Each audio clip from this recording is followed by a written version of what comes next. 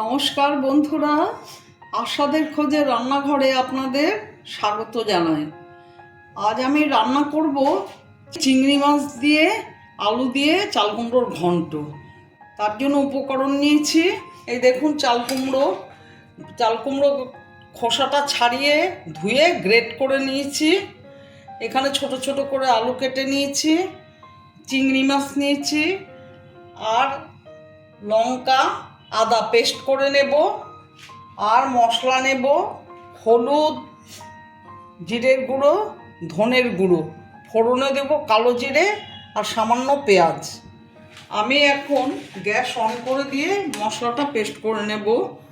মাছগুলো ভাজবো, আলুটা ভাজবো। সর্ষের তেল দিয়ে দিচ্ছি।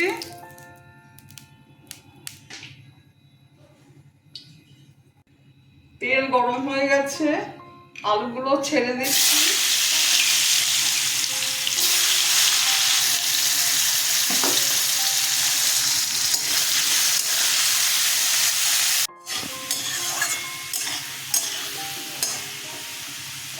আলুগুলো ভাজা হয়ে গেছে, তুলে নিচ্ছি। মাছগুলো নুন হলুদ মেখেছি, মাছগুলো এবার ভেজে নেব। ছেড়ে দিচ্ছি।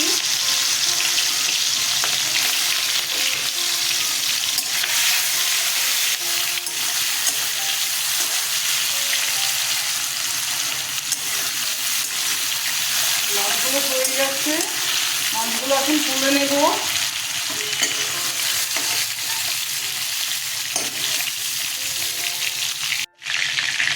কাঁচা লঙ্কা ফোড়নে দিলাম, পেঁয়াজ দিয়ে দিলাম একটু,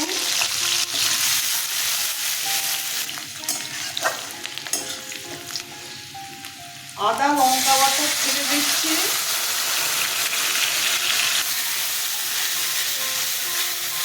এক চামচ হলুদ,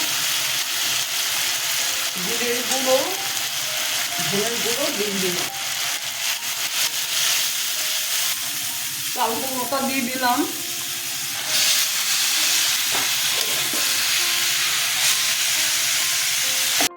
স্বাদ মতো নুন দিয়ে দিলাম, স্বাদ মতো চিনি দিয়ে দিলাম।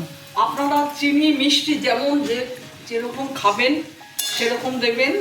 আমি একটু চাল কুমড়োর ঘন্টটা একটু মিষ্টি মিষ্টি করি, তাই আমি চিনিটা একটু বেশি দিলাম। আপনারা আপনাদের আন্দাজ অনুযায়ী দেবেন। এবার আমি এটা ঢেকে দেব।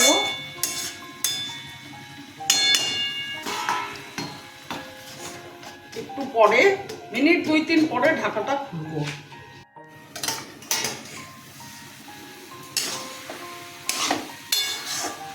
দেখুন এটা থেকে কেমন জল উঠেছে। আমি আর আলাদা করে জল দেব না, এতেই চাল কুমড়ো সেদ্ধ হয়ে যাবে। আমি এখন চিংড়ি মাছগুলো দিয়ে দিচ্ছি।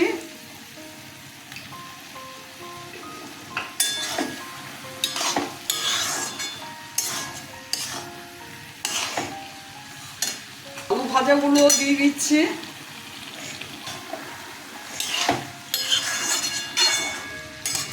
আবার একটু ঢেকে দেব, আবার মিনিট 2 পরে ঢাকাটা খুলবো।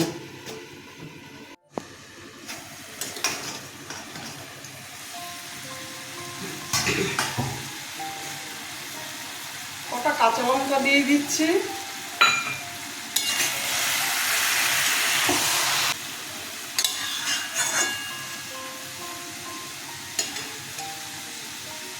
আবার ঢেকে দিচ্ছি।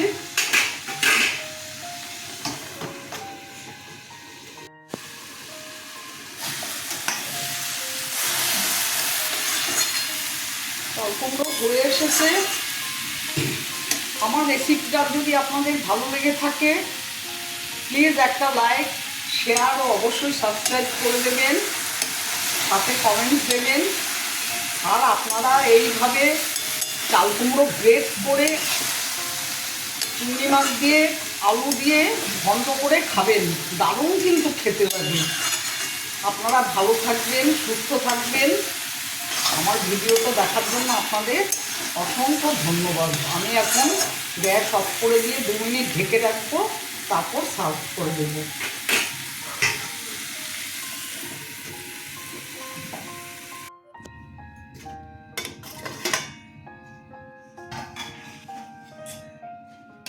এই দেখুন কেমন হয়েছে, কতটা কুমড়ো মজে গিয়ে কতটুকু হয়ে গেছে। আপনারা চাল কুমড়ো এরকম গ্রেট করে চিংড়ি মাছ দিয়ে রান্না করবেন, ভীষণ কিন্তু ভালো লাগে খেতে। আমি এখন সার্ভ করে দিচ্ছি।